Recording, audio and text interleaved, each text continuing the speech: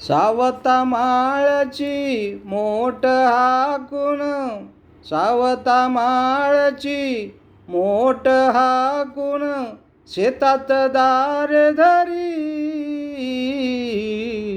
श्रीहरी रामकृष्ण हरी, हा पांडुरंग नांदतो संता घरी, हा पांडुरंग नांदतो संता घरी.